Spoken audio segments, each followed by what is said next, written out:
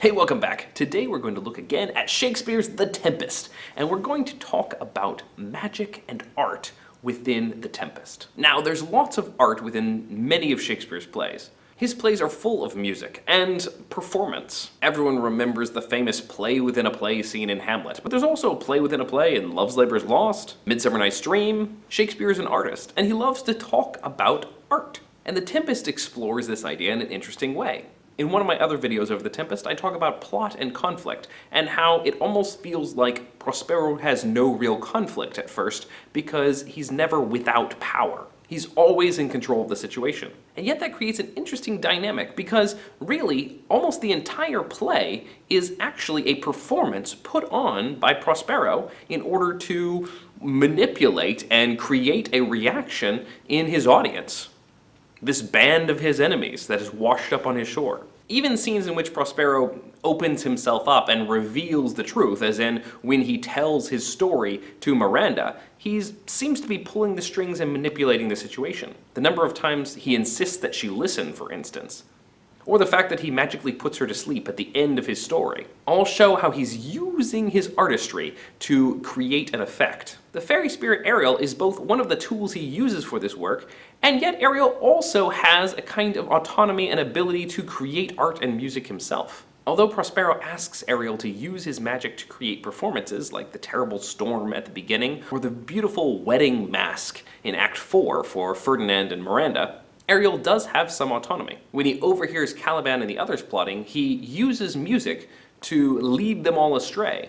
This leads to another really significant idea that Shakespeare's exploring about art and music. Although it adds to life and makes life meaningful, as when the characters appreciate the beauty of the island, Caliban's appreciation of the music of the island, or Gonzalo's appreciation of the wonder of the island. It also can be used as a distraction from purpose and from life. It was, after all, Prospero's magic arts and books that distracted him from ruling Milan as he should have all those years ago. And even throughout this play, he feels as though he ought to let go of his magic arts, but he struggles to do so. He keeps putting off the release of Ariel and talking about breaking his staff and throwing away his books, but by the end, he hasn't literally done so. He asks one more favor of Ariel before the end. Letting go of his art means letting go of his power and his ability to influence others. When he finally says that he's going to return to Milan and let go of his magic arts, he says that every third thought will be of his own mortality. He will no longer be the powerful figure he was on the island. Although he has accomplished his purpose, and his daughter and his future grandchildren will be rulers of Naples, he has to let go himself. I'd like to look at two key passages that explore the idea of art. The first is at the end of the wedding mask that he puts on for Ferdinand and Miranda. When he dispels the vision, upset because he remembers Caliban's plot against him, Ferdinand and Miranda seem concerned, and Prospero responds to them saying, "You do look, my son, in a moved sort, as if you were dismayed. Be cheerful, sir. Our revels now are ended.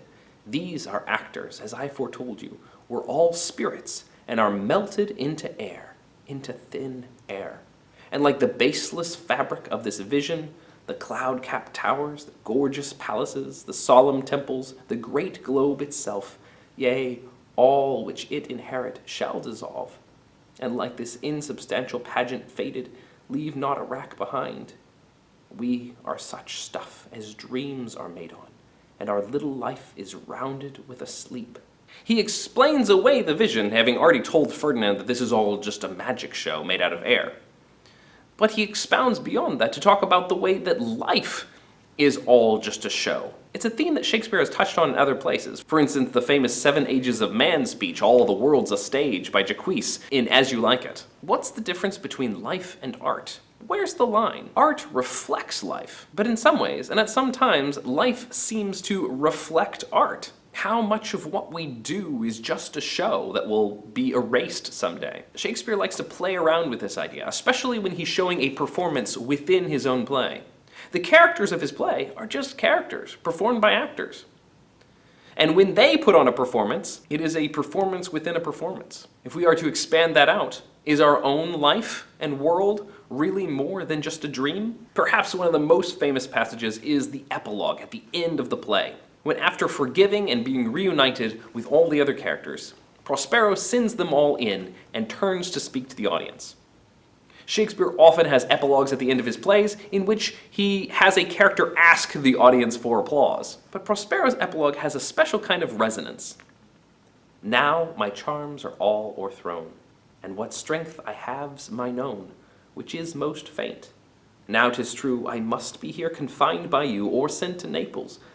Let me not, since I have my dukedom got, and pardoned the deceiver, dwell in this bare island by your spell. But release me from my bands with the help of your good hands.